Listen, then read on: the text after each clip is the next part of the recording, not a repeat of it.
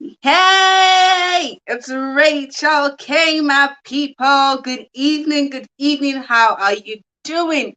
Hope you're fine, guys. Tonight is going to be an amazing night. I'm super excited about today's show, guys. Like, I am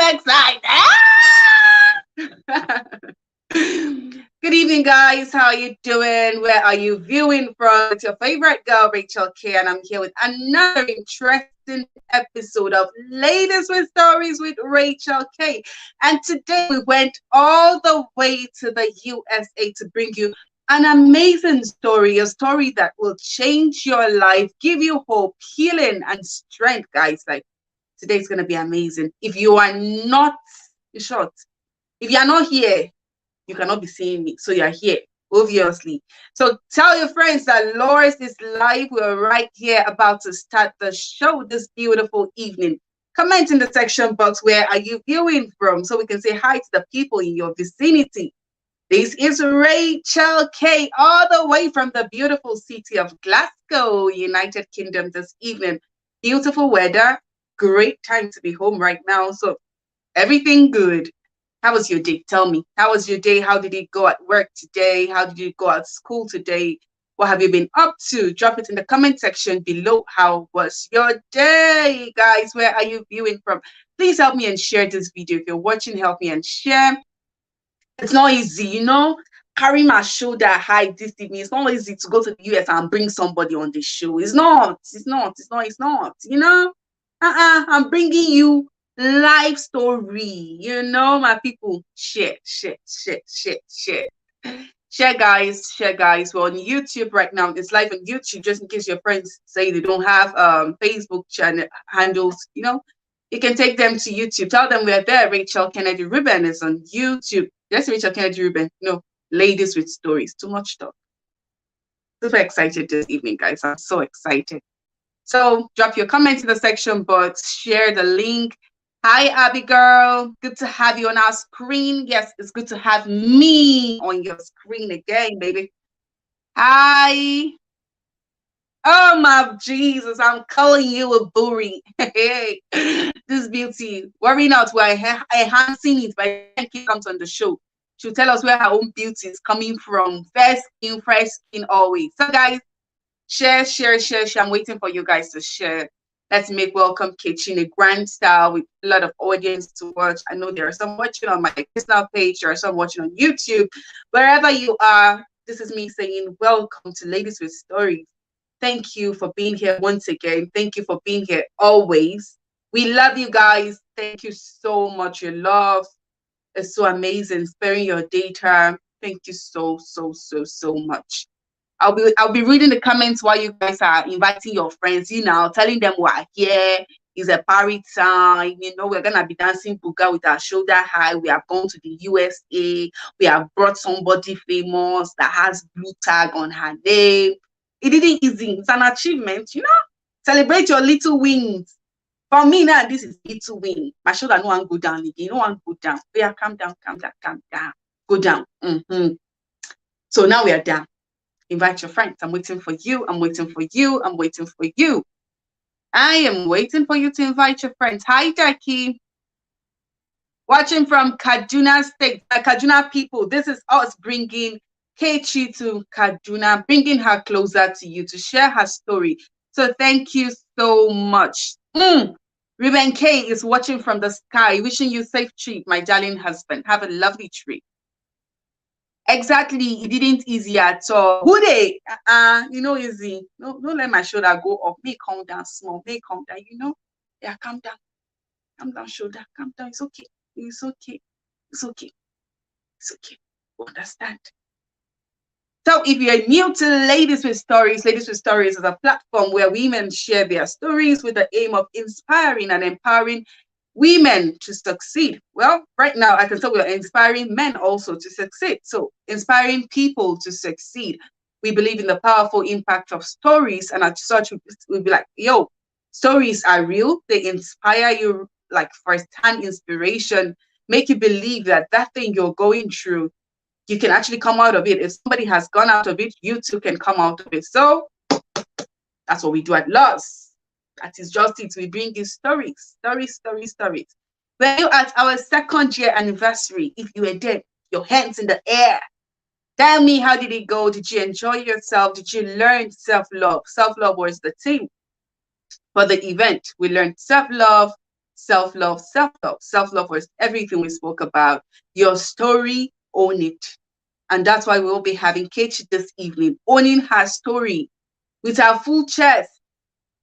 Regardless of what the storm may have been, she'll still standing and making impact, guys. So this is one story you shouldn't miss. This is one story you should tell people about. Come and hear, come and see, come and understand what it means to go through pain and come back active and flamboyant. It's not easy. You understand? So invite your friends. I will give you guys some few moments. Invite. While we wait and Kechi to come on, and then we'll bring her up. Once she's up, story don't start. We know they wait again. So kindly tell your friends they should invite people. We're waiting for them. Share this, please. Share the link. Let people know we are live. Okay? Thank you, guys.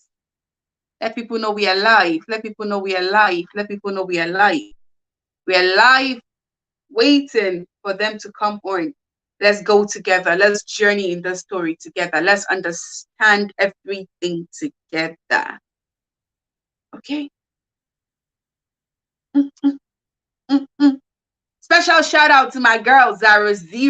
Oh, if people see Zara, please give her a hug. Tell Zara that she's the main thing. Zara, thank you so much for the privilege to have Kechi on our show. Thank you for reaching out to her on our behalf. And thank you. Yes, so my Sally baby is online. Our dearest team lead is right here. Guys, please tell friends we're live. Let them know Lois is live. Before we bring up our guest, you all know who we are bringing today. We're bringing Kechi. I don't want to read a biography before she comes. I'll wait for her when she's here. We'll read her biography together, okay? She had a little emergency. She's at the airport dropping off her mom, and she'll be joining us quickly.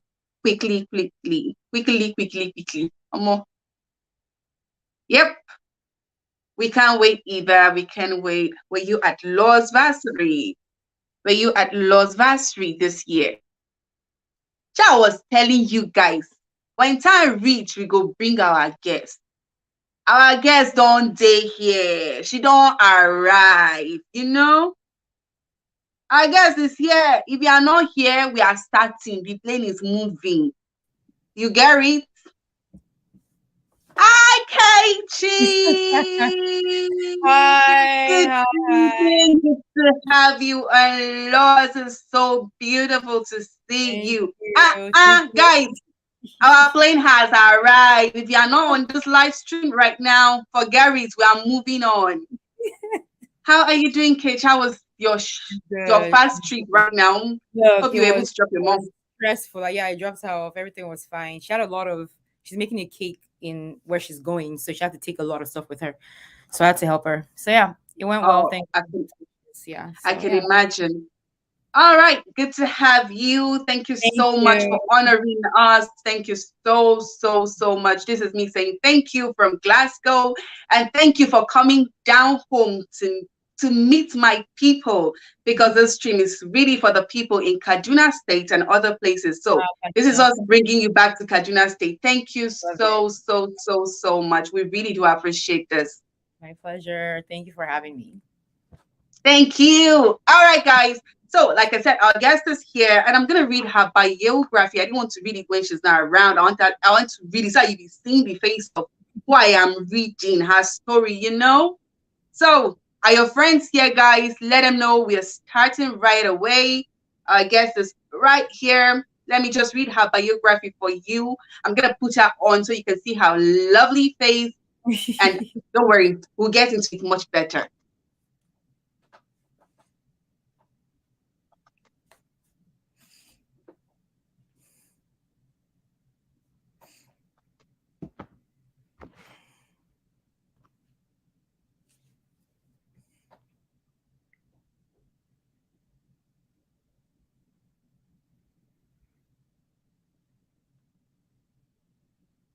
Oh, ye biography, where are you?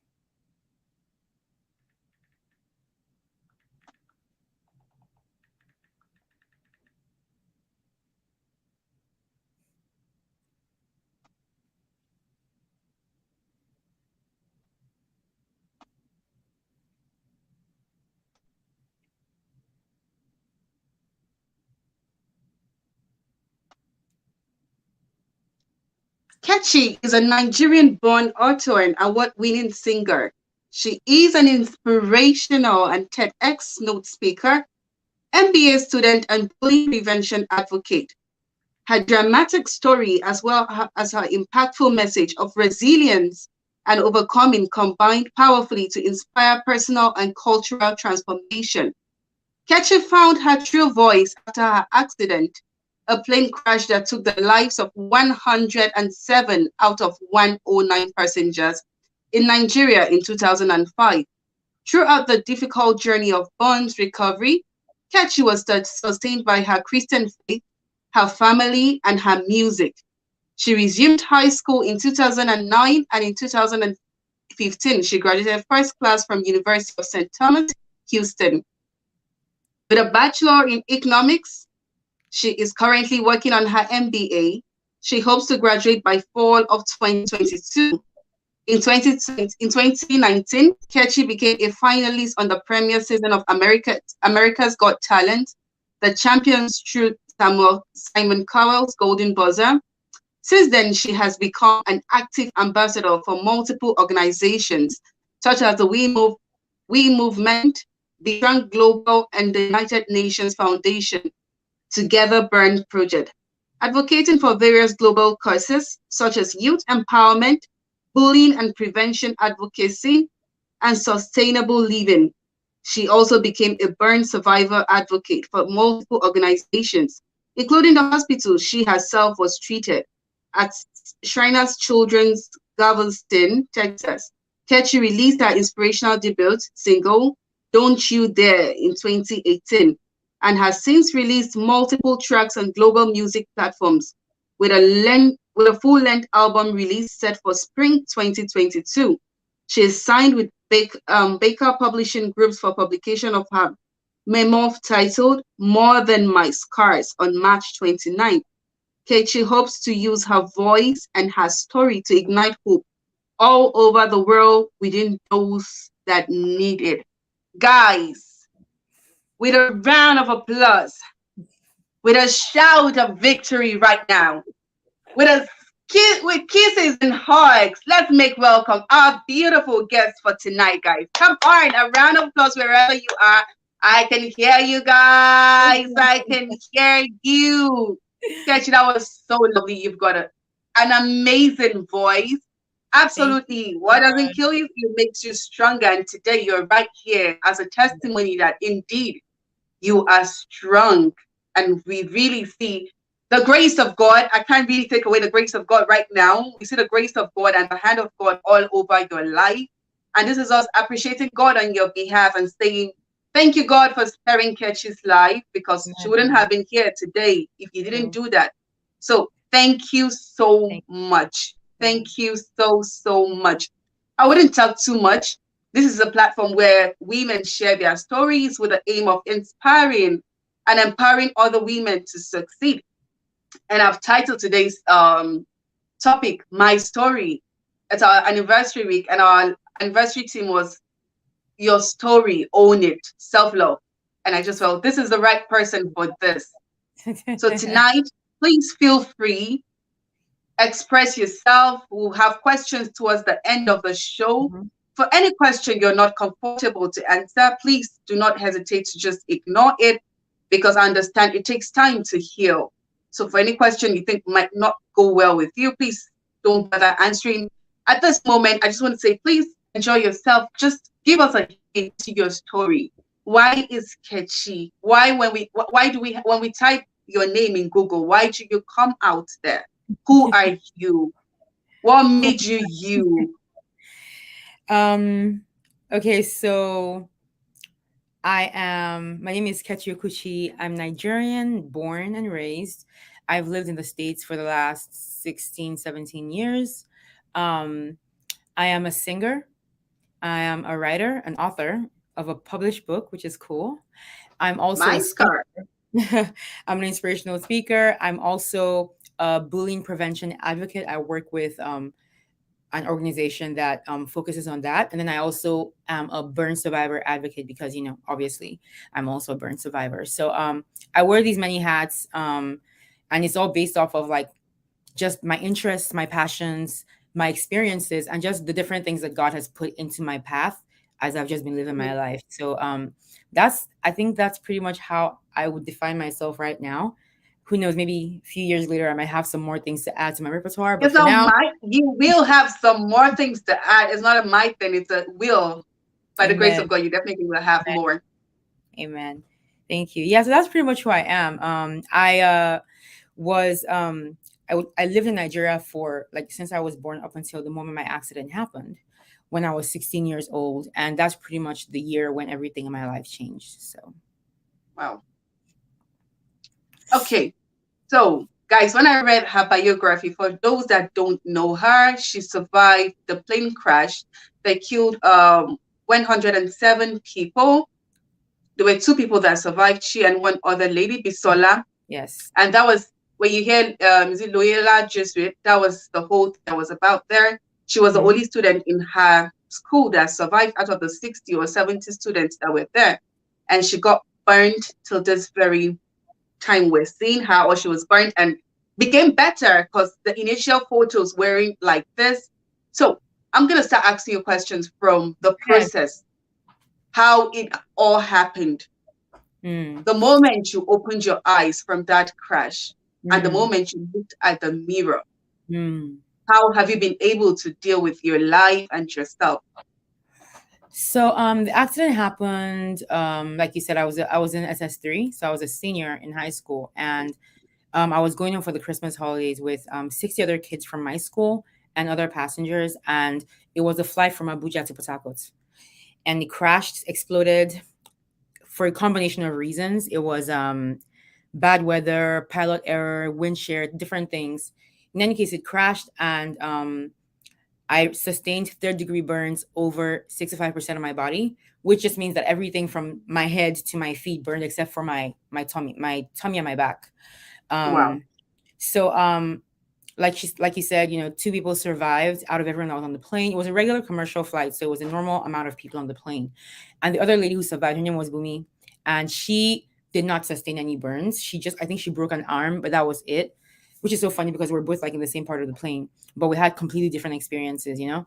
Of course, she's a great friend now. We met after the accident and we, connected and everything. So, but yeah. So after it happened, it was a Saturday. I was immediately flown to South Africa, Johannesburg, to be treated because Nigeria, we had incredible doctors. I mean, the doctors that saw me right after the crash in PH saved my life, literally. But we just don't have the equipment and the technology to care for my level of burns. So for me to have a fighting chance, I had to be flown to the place that had, like, the closest place that had the kind of medical care that I required.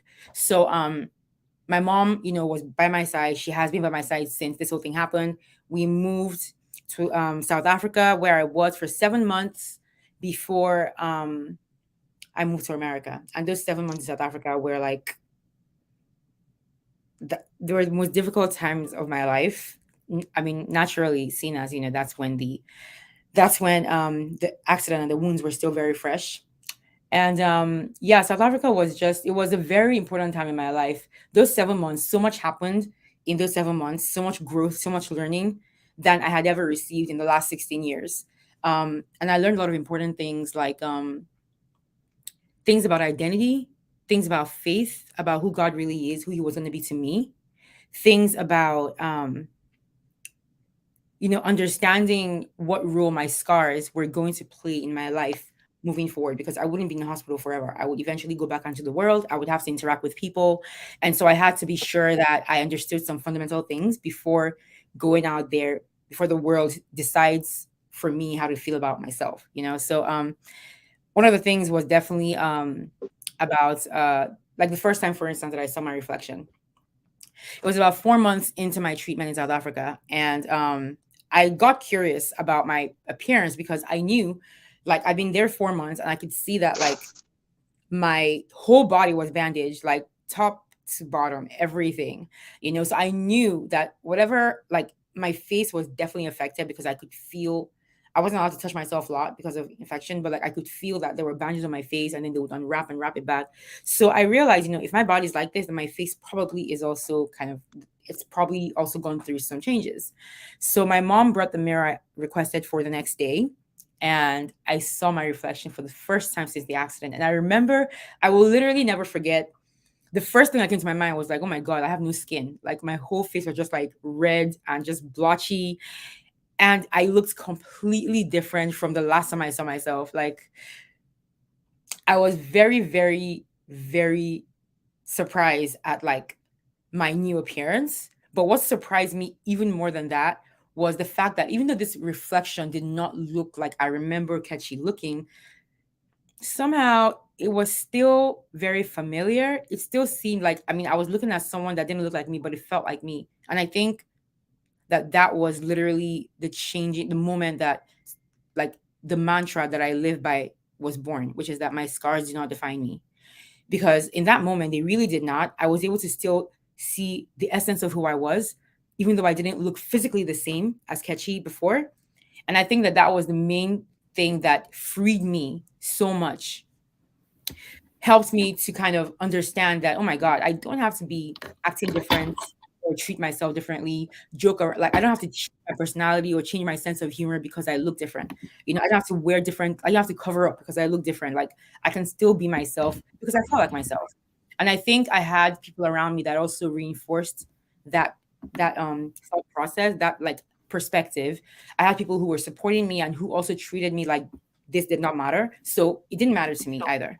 And I think that was like one of the most important lessons I learned in South Africa and just in life, because, like, once you decide how you feel about yourself and no one decides that for you, then it's really hard for other people to influence that because you have already decided how it is for you. So that was very important for me, because once I go back onto the world, like, the world is very judgmental and there will be people who do and say stupid things, but I have to be prepared for that so that I don't get influenced by what they think about me. So I Absolutely. think I think that was definitely one of the most important things I learned while I was in South Africa that helped me like still helping me like all the way down to where I am right now. So Wow, that's like a whole lot of experience, a whole lot of changes happened in your life, and you still smile. Like, how, I don't even believe how you manage to smile and still look okay. Like, knowing, nah, girl, you're good. You are good. it's definitely good. You are And like, good.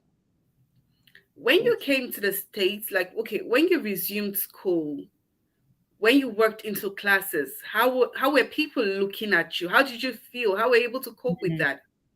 So I resumed high school in 2009. So that was about 4 years after the accident happened.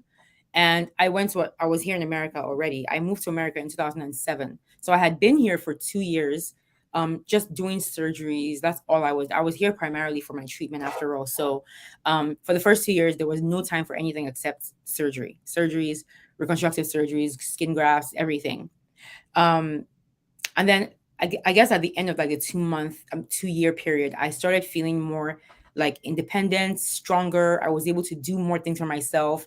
And once that happened, I started getting bored because now, before surgeries would like take up everything, and then the recuperation from surgery would be like so much hell. And so I didn't have time to even feel or worry about anything else, or even like feel any type of boredom. But then once I started getting better, I started realizing that I actually have a lot of free time, and I volunteered to continue. I basically brought it up. My dad was the first person who like was like, how do you feel about school? And I remember just thinking that that would actually be great because it would give me something to do. So that's the way I approached that. And so I restarted school, high school specifically, in Galveston, Texas, in a school called Ball High School. How was my experience in Ball High? Honestly speaking, I did not get any kind of weird reaction, that at least that I noticed while I was there. I was there for just a year, and literally like I went to regular classes with the students. Like no one, I mean, of course, people would still like stare once in a while because that's just human nature. And I mean, flipped. If you flip it, I would look a second time too. If I saw someone that looked like me. But it wasn't anything. It never got further than that. There were never people that just stared rudely or said mean things. I didn't hear. Even if anyone did, I was not aware. No one said it to me. So if you don't say it to me, then not you're basically not saying. So I feel like I was just really left alone to like interact with people however I felt like. And when I interacted with students, they were receptive. But then also I have to say that like at that time I was 19, born 19, and like for me, I already felt super left behind by like my peers because I knew that they were all like already in college, in fact graduating, some of them working. So for me, like the high school experience was one that I had outgrown when I was in it. So I was really just focused on like I was very focused on finishing as fast as possible. I was not really interested in making friends. I just wanted to be done so I could get to college, which is where I felt like I should be at this time in my life.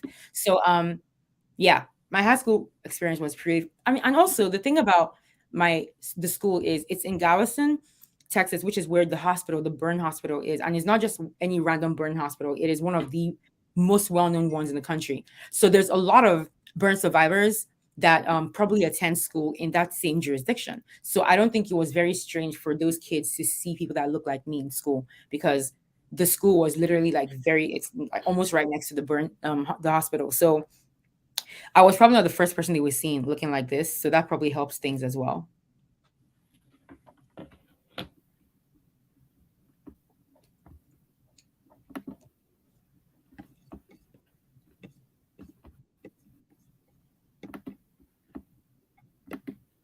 All right. So sorry, Kechi.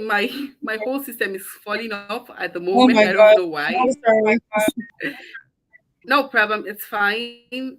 Like, it's actually so good that people actually think differently, and the expectation I would have been having is people looking at you so weirdly, like having the Mhm. whole how is this? Or maybe it's because I'm just okay. We're used to being in Nigeria. Everybody be asking, how did it happen? Exactly. Or the whole There you eyes go. and looking at the, Yes, how are you exactly. coping, you know, and all that. But maybe That's how here Nigeria. they understand it's different and I mean, all. you're very right. So Americans are very. I don't want to offend you. I don't want to I don't want to do anything that would make you upset. Like they're yeah, extremely. It's true. They are. I mean, Nigerians. I will say though that I don't resent the way that Nigerians approach things because I think it's. I like the straightforwardness of them. When they see me, they just say, "Oh, Chai, what happened?" You know, and it's oftentimes sincere. They just want to know, and they want to just be like, "Oh, praying for you, you'll be okay." You know. So I also like that. I get that from my people. I expect that from them, and they don't really yeah, pretend a lot. So like I felt like it was a reasonable reaction and I expect it from Nigerians. But the Americans are very cautious. So like I said, like who knows if people were staring at me? People were probably staring at me when I wasn't looking. They were probably saying things about me when I wasn't there. But like that, like just like, that at it the doesn't moment it was good. so I think if I can't worry about the things that I don't know about. Like I don't care about what no one I like that. I did like you that. get. Yeah, it's just Yeah. what's the point of why would I borrow trouble and start thinking, oh, maybe they think this. I don't.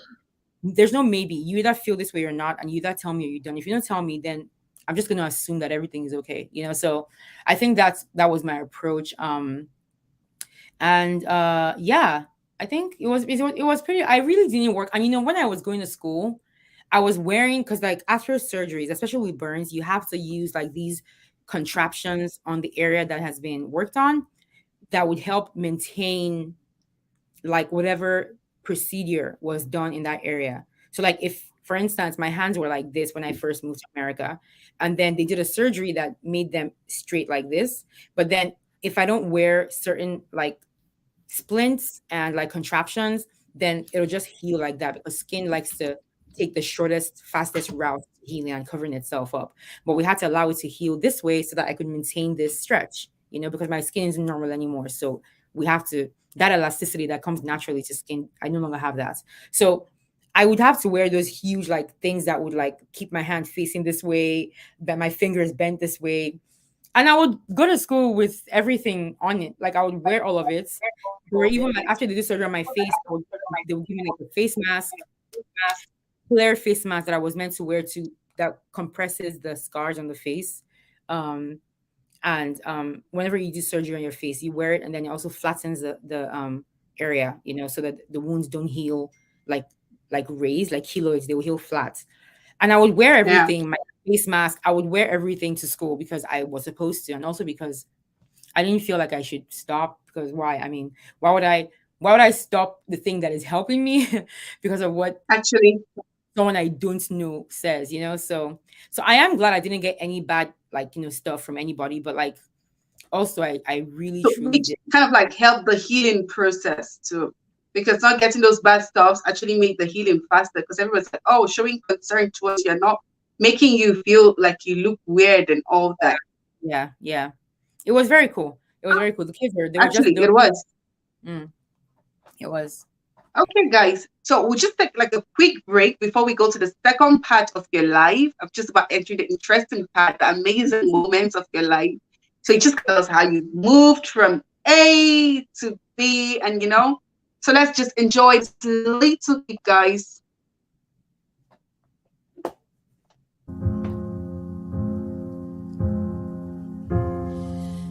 I've been so many places in my life and time. I've sung a lot of songs and made some bad rhymes. I've acted out my life in stages with 10,000 people watching. But we're alone now, and I'm singing this song to you. I know your image of me is what I hope to be. I treated you unkindly, but darling, can't you see? There's no one more important to me. Baby, can't you see through me?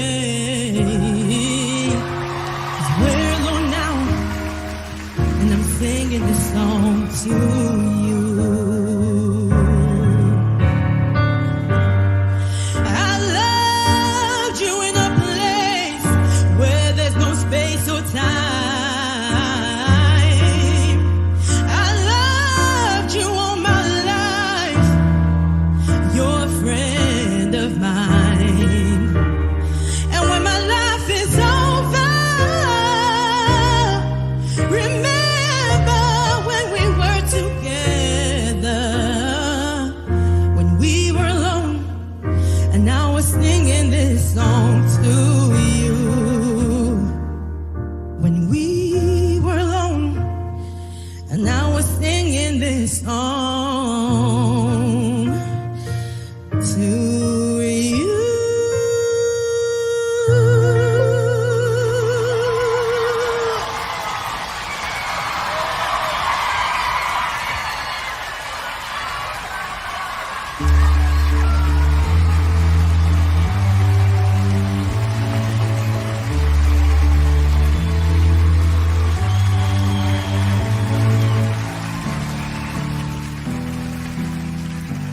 You know, you said you feel really lucky at this point just to be here.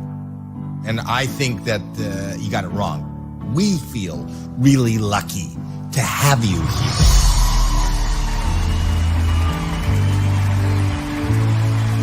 Okay, Kechi, what I can say for sure is that you deserved your place here tonight, not just based on your story, but actually on your talent. That's the absolute truth. So thank you once again. Thank you so much.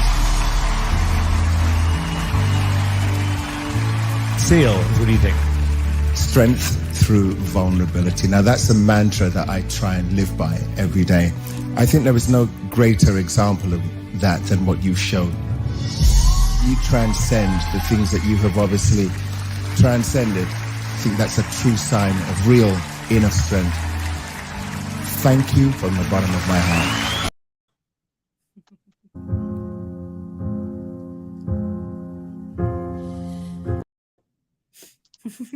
Amazing. Amazing. Oh. No, did you just hear that?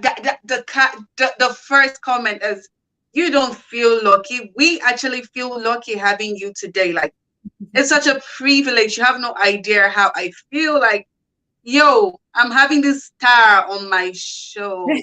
The world is having this star right here. We feel so honored to have you. You have an amazing voice. Thank you. You sing from your soul. Thank you. Like we can literally feel what you're feeling through your songs.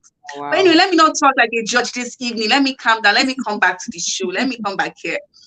There was a beautiful woman down in the picture. She was all full of emotions and happiness. I can imagine what was going through her mind. My mom. My own child, the story has changed.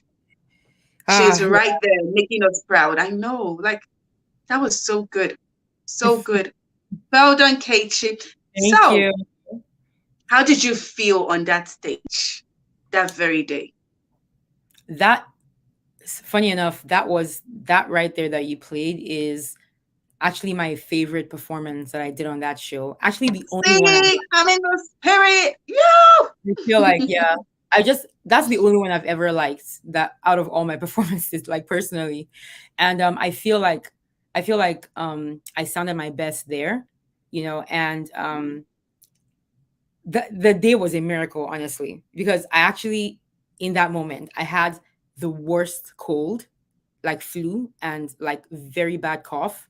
But like, wow, I stepped on that stage, like no matter how much even before the performance, no matter how much I coughed and like I sneezed and I was shivering, I was like, I would try to sing and it would still come out. It's like, it will come out normally. And I was just like, this is, usually I lose my voice when I fall sick, but it never happened this time. And when I went on that stage and sang and it just came out crystal clear, I was just marveling at God, because what was happening right then did not make any sense. I was sick. You didn't understand it. He literally just did what, like, when he works the way that he does, it's something that is beyond like human, like, comprehension. And I feel like that moment is one of those moments for me where it was like, this makes no human sense, but since deal with only humans, or dealing with the supreme divine being, then in his, maybe it makes sense to him, I guess, and I remember that day also, I was ready to go home. Like, I felt that I had gone through the audition, which was the first audition had already passed, and I had made it to this one, which is the judge cuts. And I felt like now that the number of contestants is now narrowed down to a few more, like just a few people, like 200 people or so out of thousands, the chances of me being amongst those who moves on to the live shows, I felt like was very slim. And I was grateful for what I already had. I was grateful to have made it past the first stage, and to have been validated to make it to the second stage. Like, to me, that was already a major win.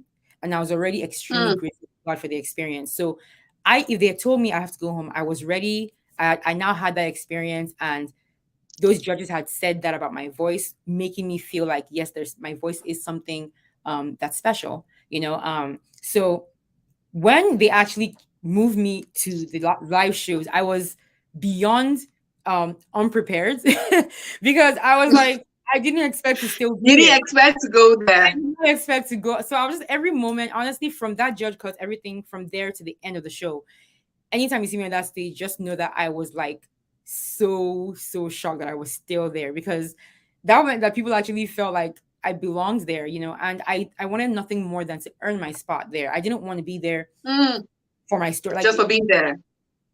I know that I have a very sensational, like, my story is something that does not really need any embellishments to make it extraordinary, because that's just how it is. But I also know that that's like shows like things like that, where they use people's stories to get people's like emotions. And I didn't want that to be the case for me. Like, I know no matter what, more play a part in it, but I just didn't want my story to be the only reason I was there. It's not America's Got Great Stories, it's about talent. And so I wanted. But the judge actually said so. It's beyond the story. It's kind of like your skills, your talents. Because I don't know how Simon knew that was something that I needed to hear. I feel like that was just God, the Holy Spirit, just talking through him, because only my mom at that point knew how I felt about being there for my story rather than my talent. I was very concerned about that. And I kept on telling God, please, if this is not for me, please just remove me. Like, if this is not like where you actually want me to be, then please take me to where you want me to be, because I don't want to be here if it's someone else's spot.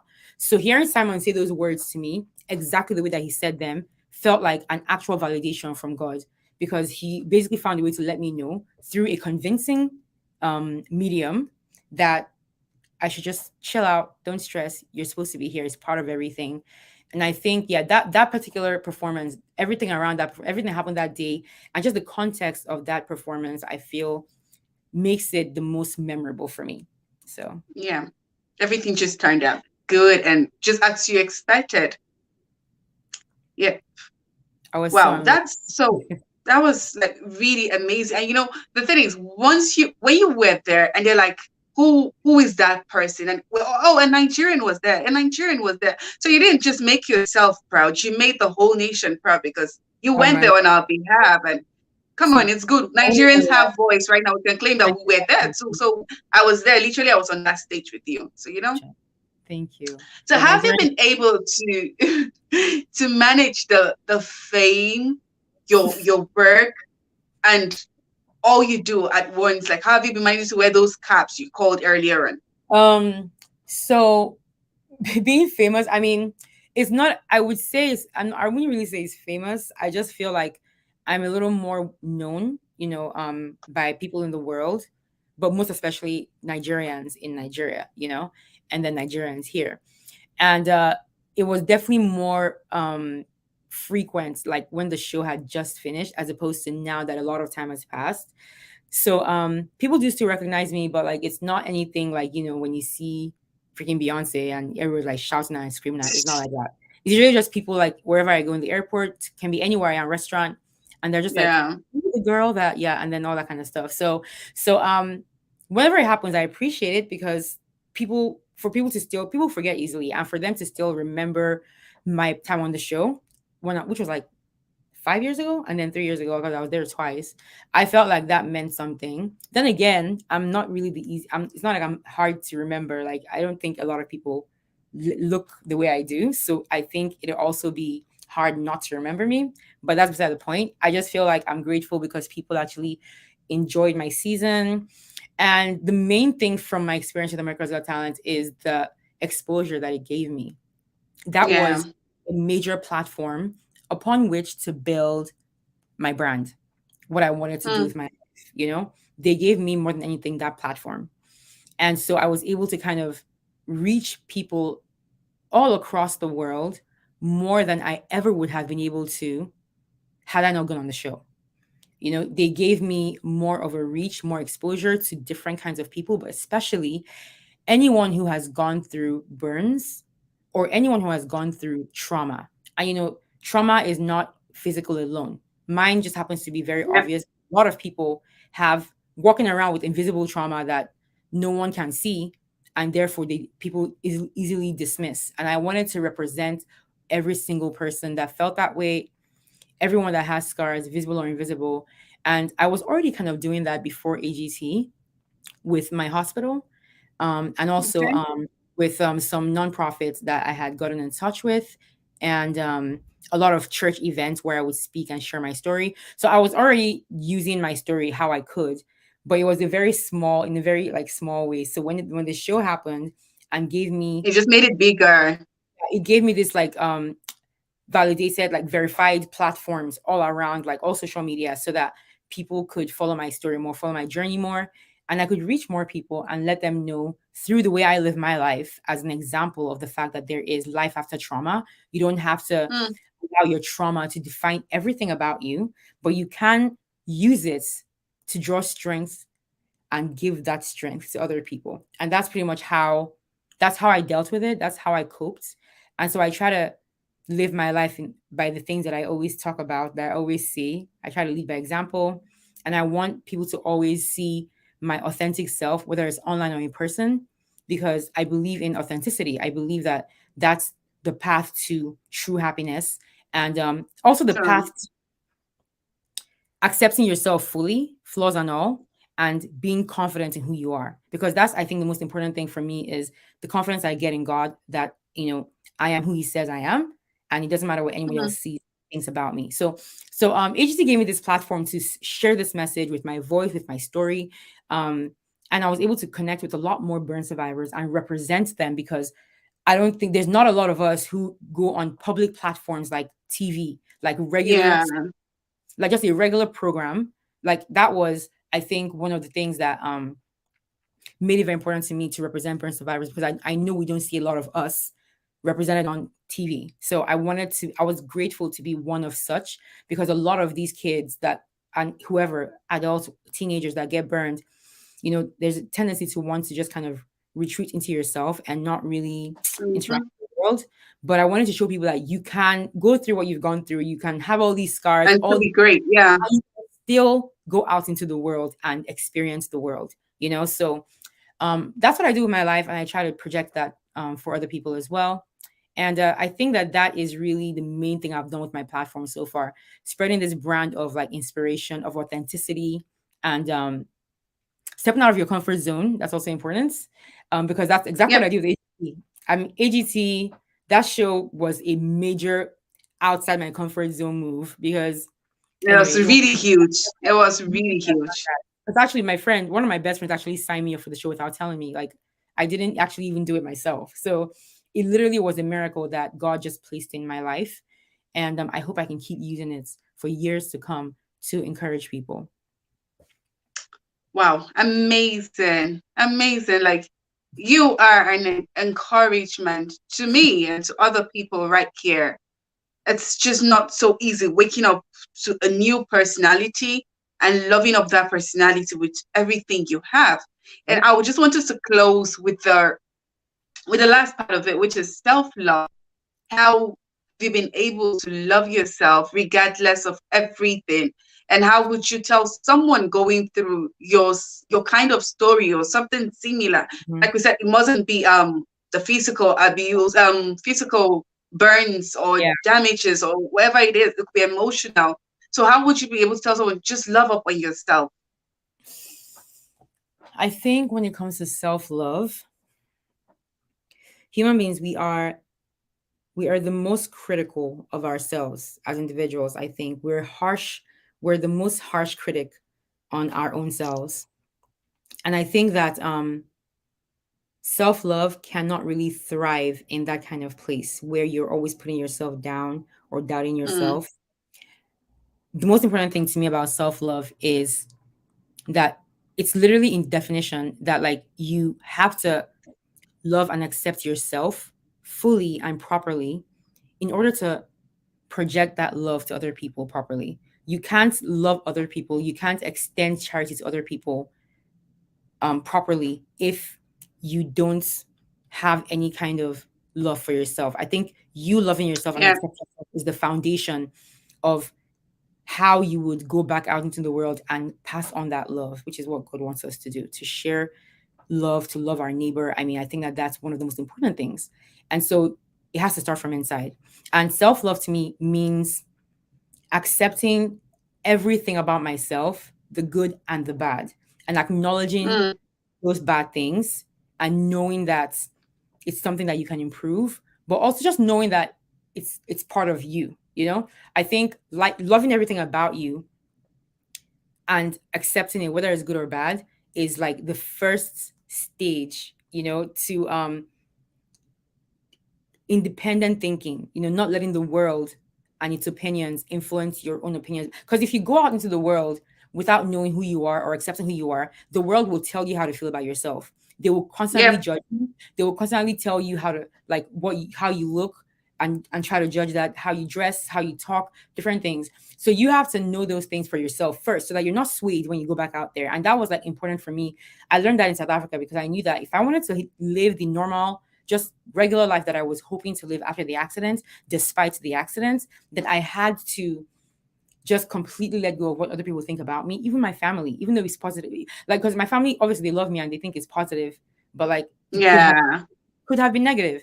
And in that case, then what would I do? You know, so it couldn't be my family either. It had to be me accepting everything. And so for me, that looked like accepting my scars, first of all, everything about my physical, and knowing that it's not, my scars do not define me. Like, They yes, don't. they're part of my life, they're part of my identity, but they're not everything about me. And I want, when I interact with people, to allow them to see more of who I am than what they can see on the outside. So I think self-love is being kind to yourself, being kind to yourself, being just being understanding to yourself, allowing yourself to make mistakes, allowing yourself to have flaws, you know, and allowing yourself to believe that you can fix whatever it is that needs to be fixed, you know? So I think when a person knows themselves that well to the T, everything else is born from that. How you live your life is born from that. How you treat others is born from that. So I think that that's what I would advise a person that's dealing with like, you know, self-esteem or self-love issues. I would say that the first step is to accept all those things that people may say about you that makes you upset or they bully you with. Just You know, love it that way. you accept those things about yourself, then you take away the power of other people to use it against you or to use it to make you feel bad. So you can't insult me about my scars because this is part of who I am. I've already accepted it, and it's not something that I don't feel the way I feel about my scars based on how other people feel about them. So even though I may meet people who tell me, say nasty things to me, or comments that say nasty things, or someone I meet says something nasty, it's not going to affect me because I've already accepted what you're insulting. It's not an insult to me. You know what I mean? So I think that's, I mean, it's definitely easier said than done, but I feel like that is really what I did, you know, and I want more people to be able to do that. I know it's not easy, but that's really what I think the path is.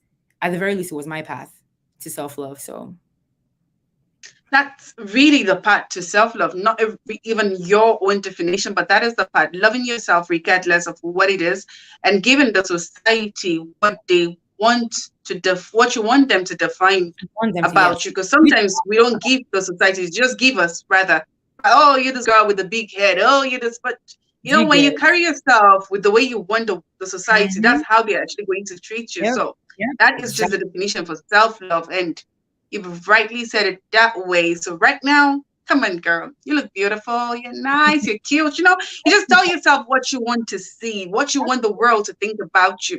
I know of a story of a lady. She was like, oh, they were always calling her, she looks like a monkey. And it was always getting to her. And there was a day she actually picked the mirror and she was like, I actually look like a monkey. And I'm like, that is it. You just let it get to you. And it got that way. So before we go, we're just going to take one more song and kiss it. Good night. Okay. And let's see, where is the song? Let's see, where is it? Where is it? Somewhere here. All right.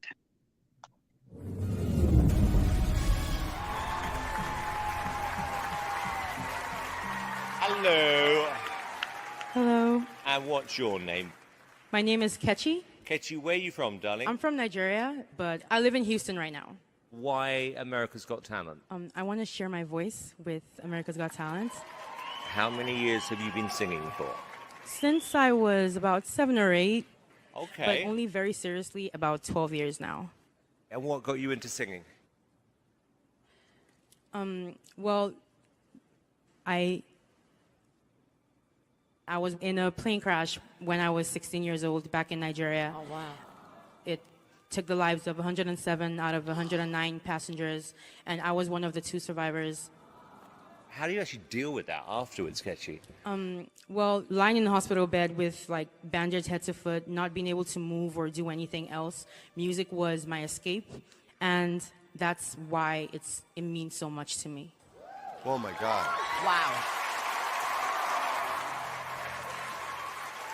We cannot wait to hear you, Kechi, so best of luck. Thank you.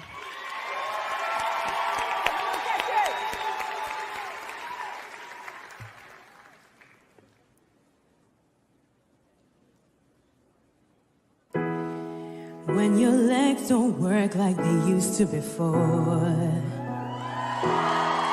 and I can't sweep you off of your feet, will your mouth still remember the taste of my love? Will your eyes still smile from your cheeks? Darling, I will be loving you till we're 70.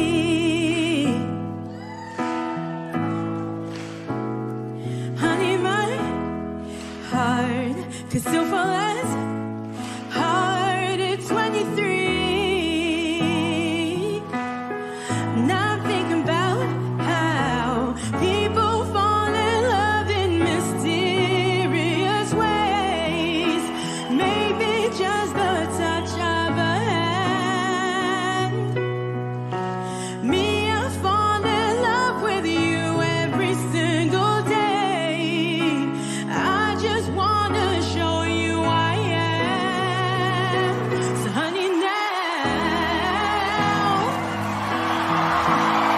take me into your loving arms.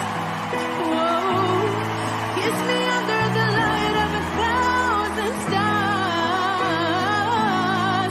Darling, place your head on my beating heart.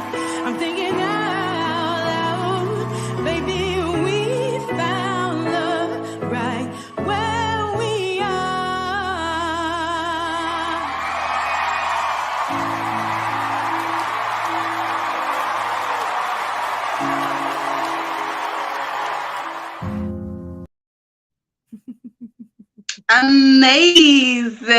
Amazing. This is us.